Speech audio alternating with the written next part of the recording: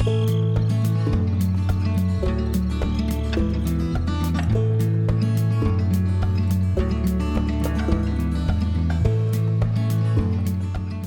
everyone should see the first slide, which says, how green is your lawn?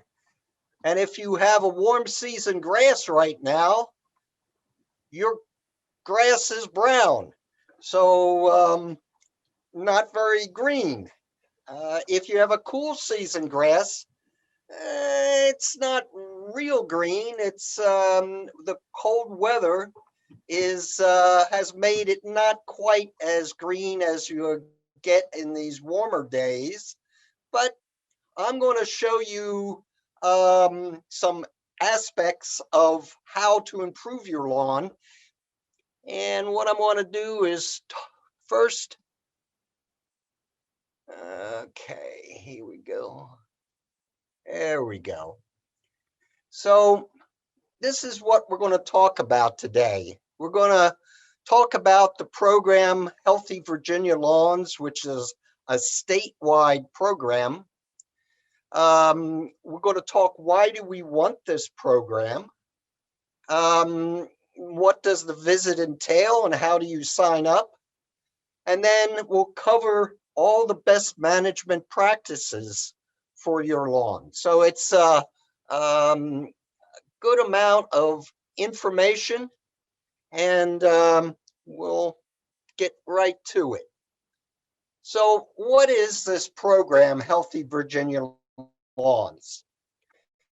It's a program that is Virginia Cooperative Extension in partnership with the Virginia Department of Conservation and Recreation. And its purpose is to help homeowners learn and implement best management practices for their lawn. The reason the program was instituted was to help meet the Chesapeake Bay Clean Water Blueprint of pollution limits for nitrogen, phosphorus, and sediment. And that cleanup program is supposed to be meet all the the goals by 2025. Now, according to the Virginia Department of Conservation and Recreation, the proper management of fertilizers will help prevent accumulation of excess nutrients in groundwater and surface water. And nutrients in groundwater is a problem because it's where our drinking water sources are. Excess nutrients in surface waters upset the natural balance of rivers, lakes, and streams. And what happens, and you've all seen this, is that you'll have an algae bloom, and that causes a depletion of oxygen, resulting in not being able to support the fish and other aquatic organisms. The other thing that we try and stress is stormwater and runoff. Stormwater is a separate system. So anything that goes into the stormwater drains will usually go to a BMP. It's an area where the water collects and allows the sediment to come out of solution. The problem is there's no cleanup. So if it has chemicals in it, such like if you fertilize your lawn and you allow fertilizer grains to be on your driveway, that is going to go right into the stormwater system and causes problems. Runoff, we are trying to reduce the amount of runoff, and this is where turf can help. If you need an area for recreation, kids, pets, turf is a fabulous thing to have for that recreation space.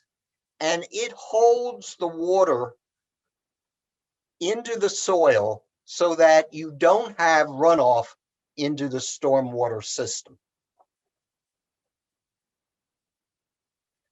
So if you have a visit that you schedule with Healthy Virginia Lawns, there'll be a team of master gardeners, and they'll be following COVID-19 protocols. They will be all masked up. And they'll request the registration form that is sent to you when you sign up. And normally it costs you $20 for one soil sample. But if you like have a vegetable garden that you want to look at too, that's an entirely different sample that you need. Well, if you need more than one sample, then they are additional $10 each. But they will talk to you about your lawn and answer any of the questions that you might have concerning not just your lawn, but trees, plants, and garden. And they will then take a soil sample. And when I say take a soil sample, we take a minimum of 10 plugs around your yard so that we get a good sampling of the soil in your yard and send that off to Virginia Tech. Following the visit, the team lead will send you Virginia Tech publications that will cover any questions you might have, as well as the best management practices. Your soil sample goes to the Virginia Tech Soil Lab for analysis, and you will receive a report by email from them, usually within 2 weeks of the visit. Now, we receive a copy of the report, and I'm also a Virginia Certified Nutrient Management Planner, so I produce a certified nutrient management plan for you that is good for 3 years. And we usually get that within 10 days of receiving the soil analysis. Now, the nutrient management plan is going to cover all the different amendments that you might need to put down. It will talk to you about lime application. It will talk to you about fertilizer, and it will be divided in your front yard, your backyard, and if you have side yards, it'll cover those as well. And we also talk about mowing and watering. So it's a complete plan. So if you're interested, you go to yorkcounty.gov, the Virginia Cooperative Extension site on the yorkcounty.gov, and there's a link to, you click on read on icon under the Healthy Virginia Lawns, and there's a link to a fillable online form which you submit. Or if you don't want to do that, you just call the office at 890-4940, and the administrative assistant will take your information, and she'll send that to me, and I'll contact you and send you a registration form. The visits are Tuesday, Wednesday, and Thursday afternoons, starting on March 16th and going until April 1st. We also do Saturday and Sunday between the dates of 16 March and 1 April. So now I'm going to cover factors for a healthy lawn. And the first thing that we always want to do is we want to start from a known, and that is we do a soil test, or we recommend you do a soil test. And this is once about every 3 years is good. And the reason is that our lawns and other plants will take 15 nutrients out of the soil. There's 3 nutrients in addition that they take out of the air. So you need 18 nutrients to actually grow anything. To be efficient in bringing these nutrients from the soil, the turf needs to be around 6.2 to 6.5. Now, the pH scale is logarithmic. That means that if you have a soil pH of 4, it's 10 times more acidic than a soil pH of 5.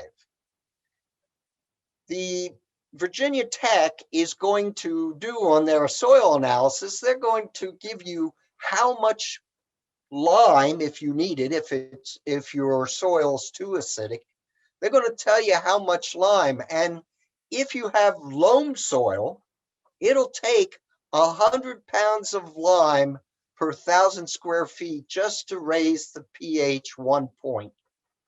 If you have more clay, it's actually going to be more lime. And lime reacts with the soil very slowly.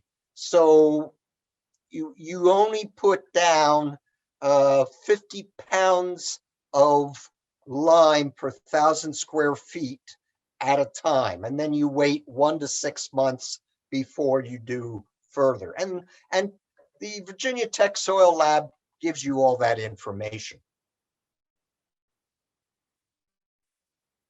So in Virginia, we talked about cool season and warm season grass. And I said, if your grass right now is brown, you have a warm season grass. And these are the warm season grasses that grow in Virginia.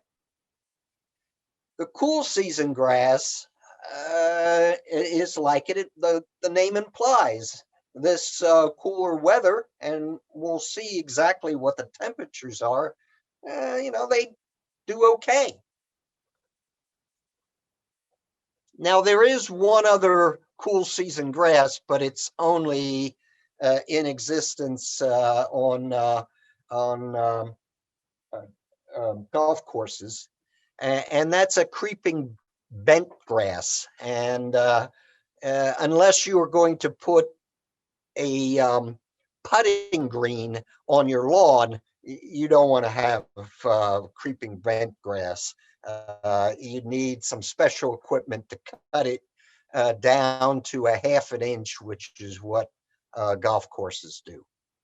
So we'll forget about creeping bent grass. Okay, so for characteristics of our turf grass, I'm using fescue for cool season, and I'm using Bermuda zoysia for the warm season. And I'm doing this because these are in the peninsula, these are our primary grasses. Most people have either fescue, tall fescue, or they have a warm season grass, Bermuda or zoysia. Well, if you look under fescue, shade tolerance and cold tolerance, it's very high. If you look under Bermuda and zoysia, look what is high under that grass: heat tolerance, drought tolerance, wear tolerance, and salinity tolerance. So if you have a wide open space in your lawn, you want to have Bermuda zoysia because it can handle the Hampton Roads heat. And sometimes we have drought, even though right now we're just inundated with water, but it does very well, whereas fescue has problems in the heat and if we have any drought conditions. Okay, so why is that? Here is why. If you look at the ideal shoot growth and ideal root growth, and root growth, the temperature we're talking about is not air temperature, we're talking about the ground temperature. You notice here that the ideal temperatures are basically cool. And right now, the average highs that we're supposed to have in Hampton Roads are in the 50s. So, the grass is starting to really green up because it's right in the ideal root growth area. You're not going to see a lot of shoot growth ideal until it goes into the 60-degree area. But look at this. The upper limit of shoot growth, air temperature wise, is 90 degrees. And the upper limit for root growth, this is in the ground, is 77 degrees. So I want you to remember that 77 degrees because I'm going to show you why you have to cut tall fescue at a certain height because of that figure. But also look here at the lower shoot growth and root growth. We in Hampton Roads rarely get frozen ground. So this is why you have green grass. The roots are still putting out nutrients to the shoots, and so it remains green in the wintertime. Well, what about Bermuda grass? And I'm using it as an example for warm season grass. The pros: no winter mowing, very few pests. It handles traffic well. It handles our tidewater summers. Now that we have seed cultivars, you no longer have to sprig or plug. It's cheaper to establish. And all those bare spots, there's aggressive lateral growth that is going to allow you to fill in those bare spots. The cons, and number one con that people have about Bermuda grass, it's brown in the wintertime. Well, I tell people that if you do not want brown in the winter, Bermuda grass is the one warm season grass that you can overseed in the fall with ryegrass. And if you do that, you'll have a beautiful green lawn in the winter. If you don't want to do that, there is a special paint that you can buy, and you can paint the brownness of the Bermuda, and you'll have a green lawn as well. The other cons is you're going to have to mow a lot in the summertime. And even though the pro of aggressive lateral growth, it's also a con because if you have flower beds, you're going to have Bermuda grass in your flower beds. And then poor shade tolerance. So all the types of turf grass that I've talked about, except St. Augustine, you can get seed for. And if you're going to seed, you want to use certified seed. Certified seed will have a label like this. It's going to tell you the kind of what you're buying. It's going to say, hey, there's no noxious weeds here. It's going to have a certain percentage of germination and the date that it was tested. Now, every year, Virginia Tech puts out a recommended turf grass varieties. So if you go to the website as listed here, resources.ext.vt.edu, and you put in the that you want to look at recommended turf grass varieties, it will pop up and in a PDF, and you will have all the recommended varieties of turf grass. And that's done every year. So let's talk about lawn fertilization. A complete fertilizer has both nitrogen, phosphorus, and potassium. But you say, look at this. I have a 0 under phosphorus. Why is that? And the reason is Virginia passed a law in 2011 that said if you're going to do maintenance application of fertilizer, you have to apply a fertilizer that does not have any phosphorus in it. And the reason is that most of our soils have sufficient phosphorus for our plants. And phosphorus is a problem. If you have too much phosphorus, it runs off and goes into our watershed. And so Virginia needed to clean up the Chesapeake Bay. They're one of the states that are on the program, and so they passed the law that you'll have 0 phosphorus in maintenance of fertilizer. Nitrogen, notice it says 28. That's the percentage of the bag that you have. That's the percentage of nitrogen that's in that bag. And nitrogen is what makes your plant grow and greens it up. Phosphorus is important for root growth. And so let's say you are going to redo your entire lawn. So you kill everything and you're going to redo your lawn. Okay, so certainly you want to do a soil analysis if you do that. And if it is in any position other than very high, you would want to apply a starter fertilizer that contains phosphorus. You do not apply it if the soil analysis says you have a very high level of phosphorus, because you don't need to apply anymore. And if you do, it goes right into our watershed. Potassium is very important for plants. You don't need much of it, but it really makes water transport very efficient in plants. It promotes hardiness and disease resistance because of that. Okay, so I show this because there are 2 humps in cool season grass.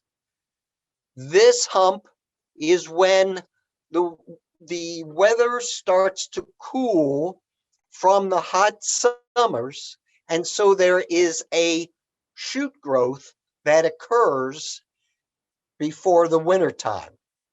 Of course, the main shoot growth is here in the spring. The dark line is your root growth, and your red line is your stored carbohydrates. So this is the reason why we say you want to apply fertilizer for cool season grass in the fall. It allows the grass to store carbohydrates and pour it into the root growth. And tall fescue really has a very deep root structure. And if you do that, then there's a good chance it's going to survive the Hampton Roads summers. Now, I do not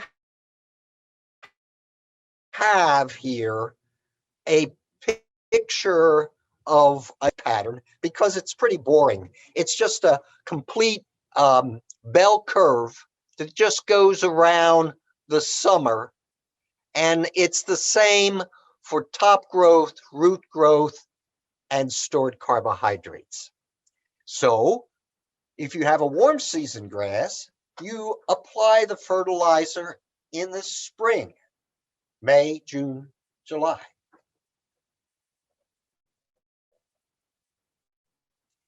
Okay, so if you're a math person, here is how you figure out how much fertilizer to put down. If you're not a math person, simply call up the Virginia Cooperative Extension and say, okay, how much fertilizer should I use? And we'll need to know what kind of turf grass you have. And it'd be good to know how big a yard you have, because those are all factors as to how much fertilizer you're supposed to put down. Lawn cutting heights. Warm season grass, you're cutting somewhere between 1 and 2 inches.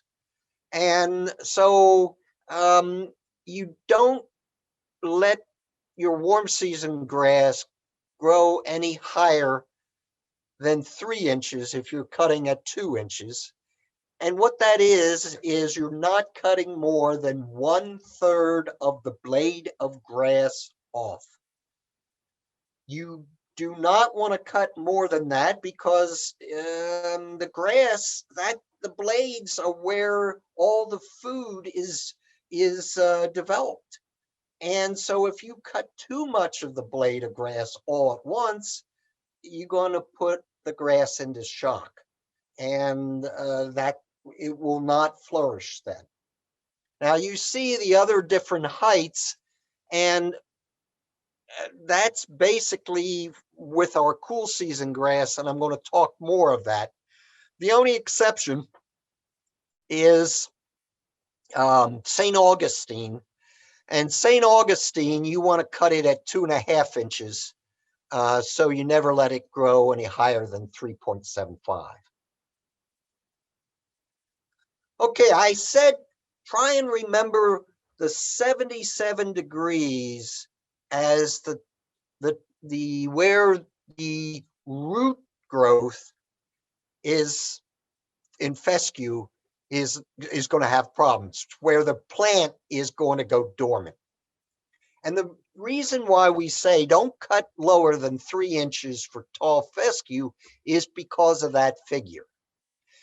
If you have a 90-degree ambient temperature, the ground temperature, because the grass blades, and I know they're thin, but the grass blades actually shade the soil. And if you have a 3-inch growth, your soil temperature is not going to be higher than 75 degrees. Now, I put my tall fescue at 4 inches. And the reason is, if you notice that if I increase it by an inch, I gain another 5 degrees. And that's because lately we've been getting temperatures in Hampton Roads, which sometimes reach higher than 90 degrees. Also for cool season grass, warm season grass, you don't have to worry about this, because the rhizomes and stolons of your warm season grass are going to choke off weeds. But in cool season grass, it's mainly a clumping type grass. Kentucky bluegrass does have rhizomes. They are trying to do tall fescue that has more than tillers and are actually being bred so that there are some rhizomes. Rhizomes are those shoots that come out underneath the ground that can start new plants. So our warm season grass has rhizomes and stolons. Stolons are above the ground and they choke out weeds. But most of our cool season grasses do not. So if you cut at the recommended height, you're also reducing the number of weeds that are in your lawn. So May through September, 3 inches minimum. September through the end of the season, you can go to 2.5, as long as it doesn't get too much warmer. Watering. timing is best around sunrise. What this does, if you water around sunrise, that gives the whole day to dry the grass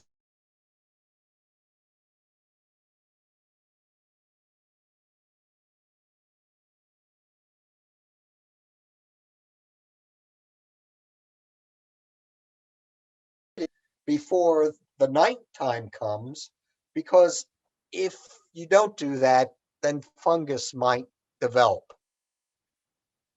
The amount in during the summer, about an inch a week, and that includes rain. So if you don't have a rain gauge, they're very inexpensive.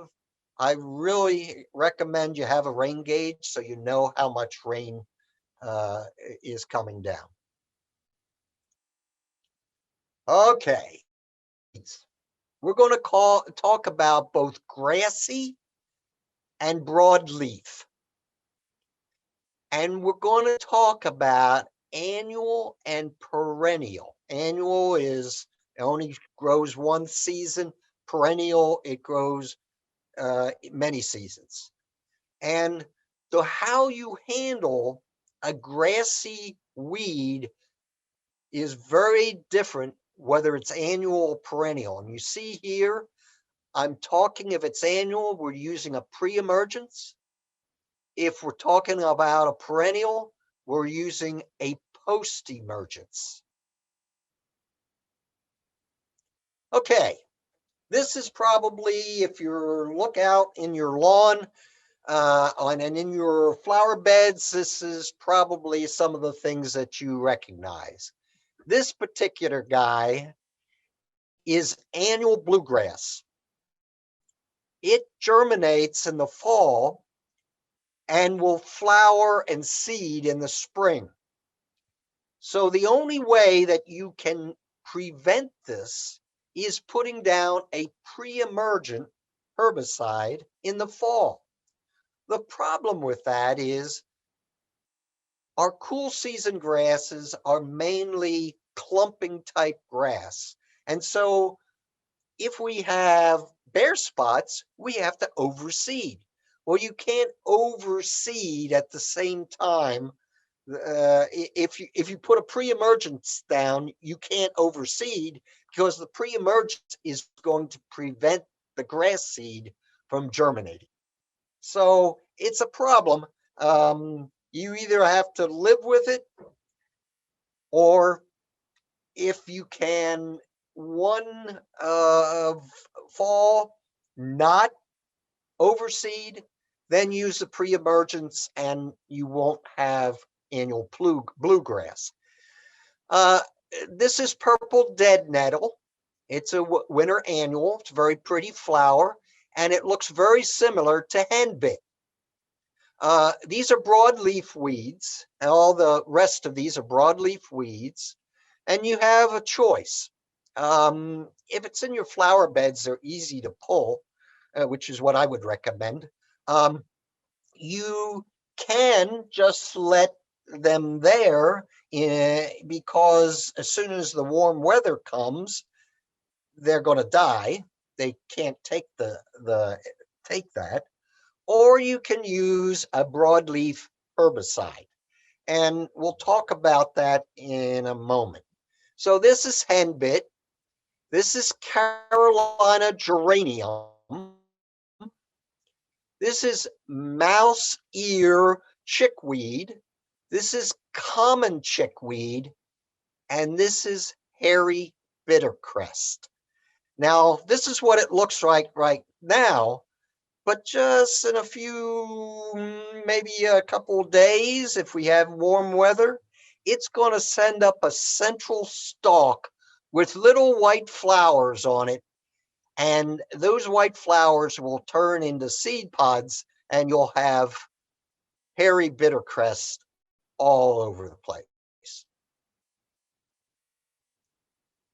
Now, the other annual that we need to talk about is our summer annuals. And this is crabgrass and this is goosegrass.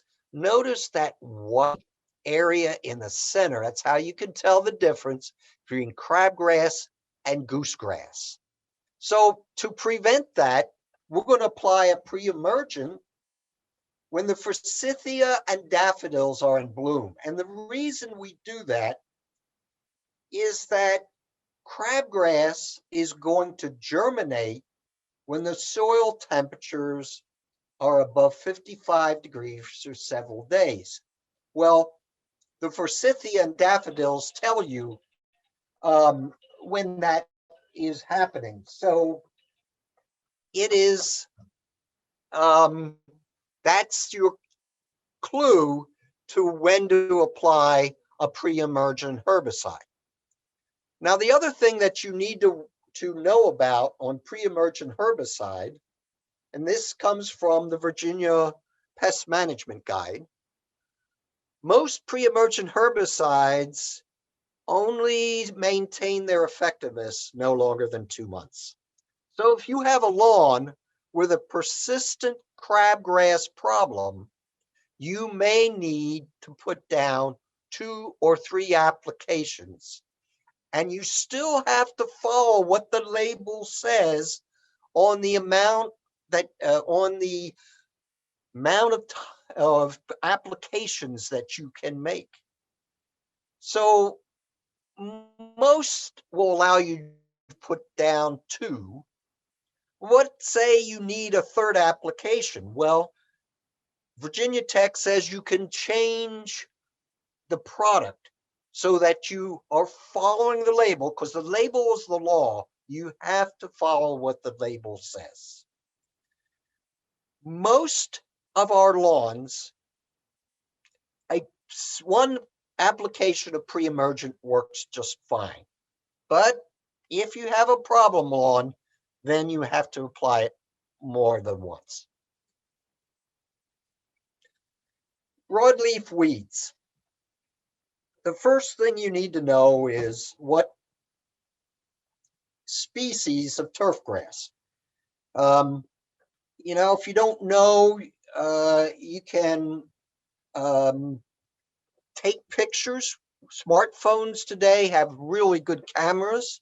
Take some pictures and send it to the help desk, ykpq.mg@gmail.com, and we'll identify the grass for you.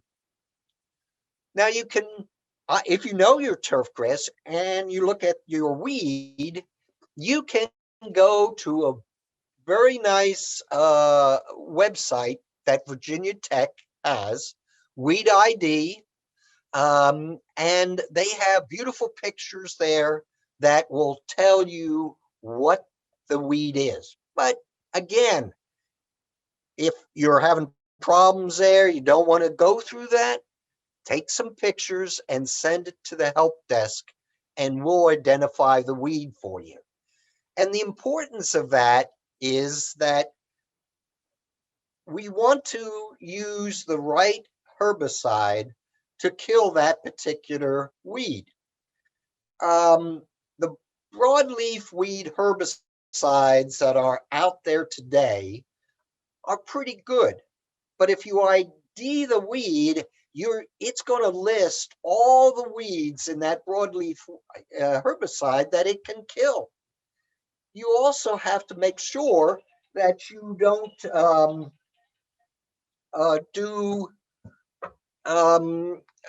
if you know your species of turfgrass, some of our turfgrass can't take all the different types of herbicide, and the label's going to tell you that. So you want to read the entire label before you use the herbicide. Now, I recommend the use of a pump sprayer to apply the herbicide directly on the weed, and only on calm days. The other thing that you need to worry about is some weeds are really difficult to kill and will require repeat application. I did mention that grassy weeds are a problem, and I talked about annuals and how we handle them with use of pre-emergent. The problem with grassy weeds after they emerge from the ground, they're, they're perennials. So they don't have this annual cycle. They're there all the time. And the most common in Virginia is wiregrass, that's Bermuda, Dallas grass, nimblewill, orchard grass, and quackgrass. And this is a picture of orchard grass. Now, there is no herbicide that can be used to kill this perennial grass weed. So the only solution is to hand pull. And if you don't want to do that, then you're going to spot treat with a non-selective herbicide like glyphosate, Roundup. And you know that anything that product touches that's green is going to kill. So if you can, it's better to hand pull and not use a non-selective herbicide. Now, the other picture here is yellow nut sedge. Sedge is not a grass. It looks like a grass, but it has a triangular blade. And it will require a different herbicide. The most available in the area, and you look at the broadleaf weed killer, and it's going to say in the front, kills yellow nut sedge. And if you look at what the chemical is, it will be sulfentrazone. That is the most common chemical herbicide that in this area is in our broadleaf weed killers. And it's very effective. You may have to apply it more than once because the sedges are a difficult weed to kill. Okay, let's get off the subject of weeds and talk about critters. When I go out to visit homeowners, and they'll look at me and they'll say, it's terrible. We have all these moles. And I have to tell them, hey, first of all, moles only pick the good yards. So you have a very good yard. And second, you only have one mole because they hate company. The only time they get together is early spring to mate. So all the rest of the time in the spring and summer, if the tunnels are there, there's only one mole, and he can make 300 feet of tunnel in a day. So he really goes through, and what he's eating is meat, moles, meat, and his main diet is earthworms. He does good things to your soil. He aerates the soil and he mixes. He pulls soil from the down below and brings it up to the ground. So if you still listen to me and you say, nah, I still want to get rid of them, there are several methods of trapping. And, call us up at Virginia Cooperative Extension and we'll talk through you how to trap them.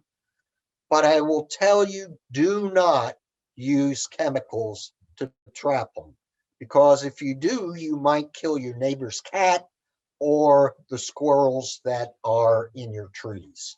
So mechanical means only, and we can talk about them if you really want to trap that one mole that's doing really good things to your yard.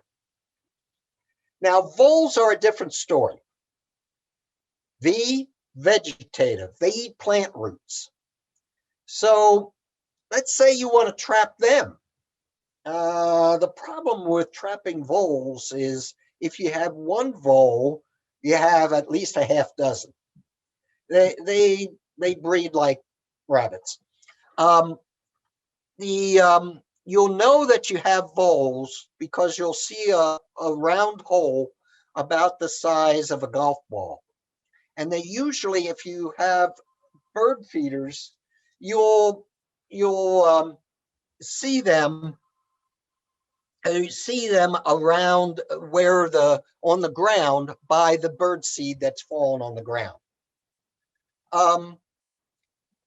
As listed here, apple slice on a mouse trap under a flower pot, right where that hole is, or you can use a barrier method for susceptible plants like hostas, and use permatil, which has sharp edges in it, or other sharp type rocks, and put that in the soil.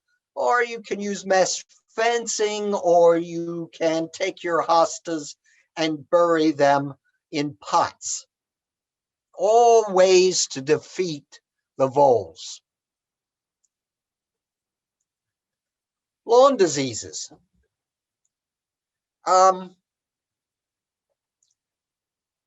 If you use good practices for fertilizing, irrigation, and mowing height, you probably do not have lawn diseases. However, if you have a place in your yard that doesn't drain real well, and you have tall fescue with the heat and humidity that we have in Hampton Roads, brown patch may be there.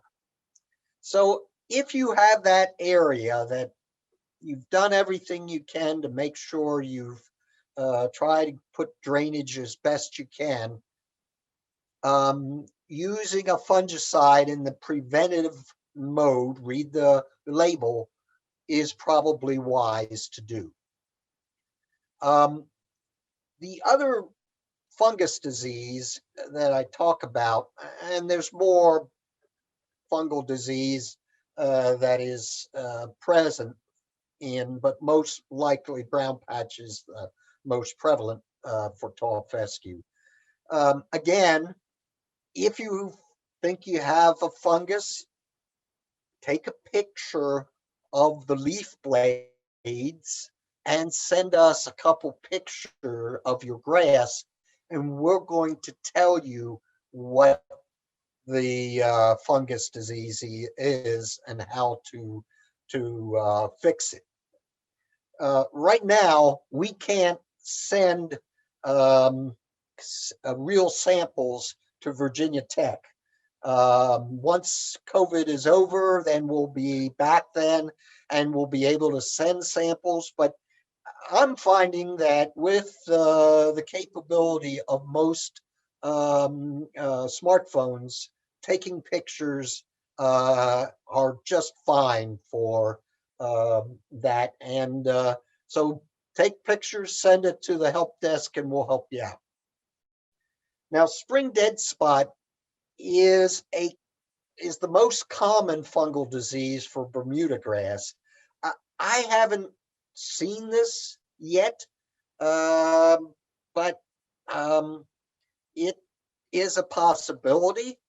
What'll happen is, as your Bermuda is greening up in the spring, it'll suddenly start dying off in a patch, a brownish patch. And that's unusual. Of course, Bermuda grass is supposed to be vibrant in the spring. So take a picture of it, send it to us, and then we'll talk to you about what you have to do. You can't treat it then. Most of the time, the Bermuda will recover and do all right for that season. The problem is we can't treat spring dead spot until the fall, and there's a fungicide that you're going to have to use, but you apply it in the fall. So my take-home message: you want to make sure that you don't have bare soil. If you need a space for recreation for your children or pets, turf is a great thing to use. You want to cover your soil because you don't want runoff. And turf, or if you don't need it for recreation, a ground cover, and there's some wonderful ground covers out there. Again, contact us at the Cooperative Extension and we'll help you on ground cover. The other thing I'm trying to get across from this presentation is that less fertilizer and pesticide, the use of less of those two things, will have a healthier bay. And that's really important to us, is that our watershed needs to be as pristine as we can get it. So with that, I'm going to stop sharing my screen. And I am here to answer questions.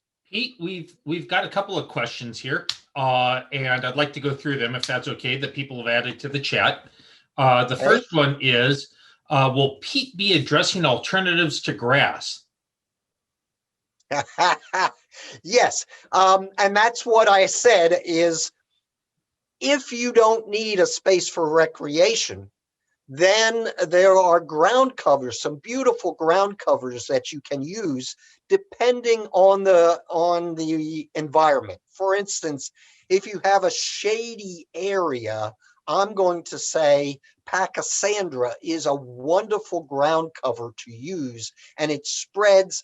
You only have to buy one flat, and then from that point on, you'll be able to keep snipping and replanting them, and you'll have a wonderful ground cover. All you need to have is some kind of ground cover, and if you don't need it for the space for recreation, put a ground cover down to cover the soil. There are plenty of different ground covers. Just there is a publication on Virginia Tech website, and it's specifically on ground covers. So if you go to the Virginia Tech website, you'll be able to find that. Put ground covers in the search box, and that pub will come up. I put in the chat, I put the site for the publications. It's pubs.ext.vt.edu, and so you can use that to look up plenty of pubs. The problem is that particular website is being archived. And so they've moved all the stuff over to a website that's called resources.ext.vt.edu. So that's why I put that on the slide, because they're in the process of doing that. And all the pubs that I use for lawn, I have noticed that they're there. And so they're doing that fairly quickly. Yes, the pub's website is still, right now, it's still in existence, but it's supposed to be earlier, sometime this year, early this year, it's going to be archived. Yep. Great point there. So Amanda Crockett asked, what is the cost of that? I think she was referring to the Healthy Virginia Lawns program. And you mentioned earlier that that was $20. That's correct. And we're not getting paid for that. That covers the $10 in postage for the Virginia Tech soil lab. So we're doing this because we're volunteers and we enjoy what we're doing. So if you only need one soil analysis, it's $20. All right, great. Andrew Hahn asked, is there any good way to remove other grass species that have invaded my lawn? It isn't super important as it is all green during the summer, but I have patches of green and brown during the winter.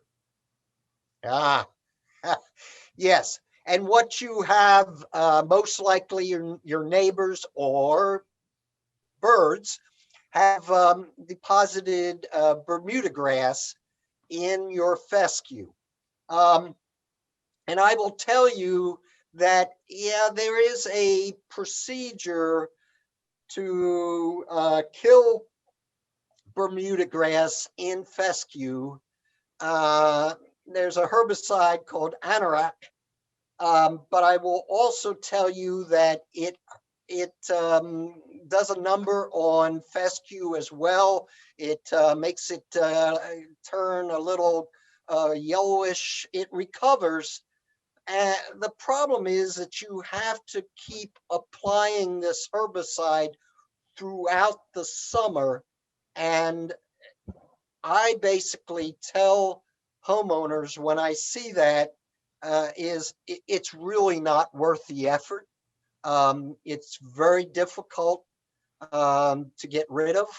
Um, so uh, the only sure way is what I talked about, is that if it's a perennial grass, the only sure way is to use mechanical means and hand pull. And I know nobody wants to hear that, but I had an infestation of quackgrass in my lawn in the back. And so I got out there and pulled quackgrass. It's a horrible grass because it's rhizomic. So it spreads by these rhizomes underneath the soil and it forms a mat. So the only solution was I had to get out there and hand pull. And Pete, I would also mention your earlier suggestion of overseeding winter rye can help out with that. You've mentioned that a couple of times. Yeah, but that's only for Bermuda. Right. If you have any other warm season grass like zoysia, centipede, or St. Augustine, do not put ryegrass down because you're going to harm your warm season grass. Bermuda, it loves it. It does wonderful with overseeding with ryegrass. So that's the one grass that you can do it with. Great. Myra asks, if your sprinkler system uses well water for irrigation, does this cause growing problems for fescue grass? I would ask that you test the water coming out of the well. If the reason why I say that is we went to a homeowner that was using well water, and his grass was suffering. And when I suggested that he test his well water, he found that his well had been contaminated and it was now highly salty. And so, as I mentioned, tall fescue does not have a great tolerance for salinity. And so he was killing his tall fescue because he was using well water. That's about the only situation. I certainly, there are other chemicals. A high iron content may cause problems with the grass, but in many cases, a little bit of iron actually helps your grass. It helps to green it up.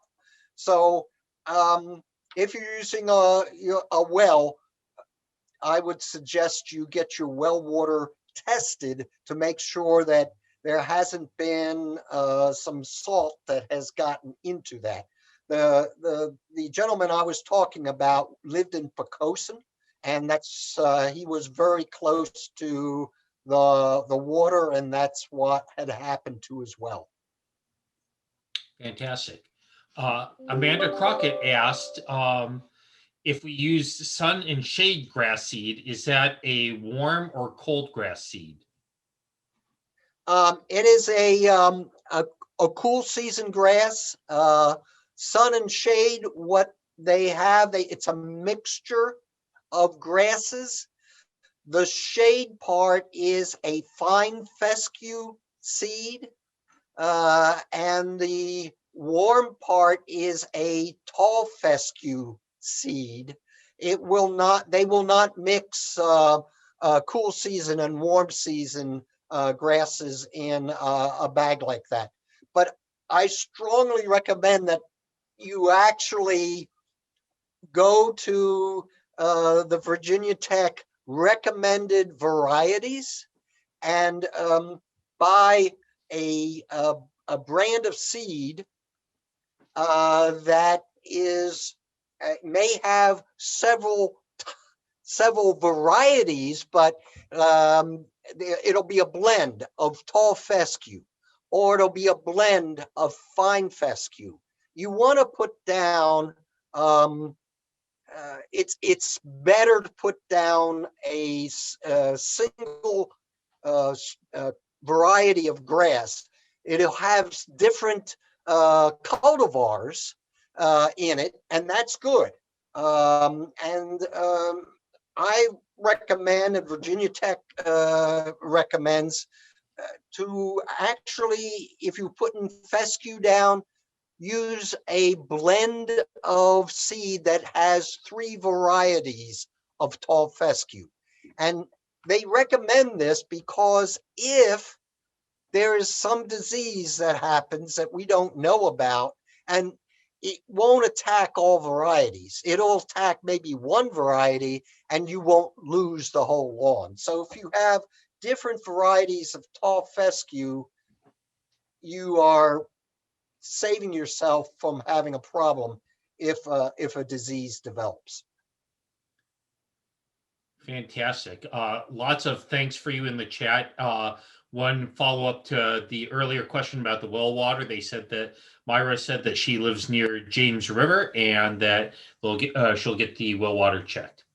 Yeah. And other than that, I think we're out of questions on the chat. Pete, thanks so much for taking us through all of this. And please do contact the extension. Again, the number is 890-4940 if you're interested in the Healthy Virginia Lawn. So we'll get you signed up, and either Pete or some of our other master gardeners will come out to your house. And there's nothing like having Pete come out. I can speak from personal experience. There's nothing like having Pete come out and give his eyes on. It really is a good educational process, and you'll learn something about your lawn when that happens.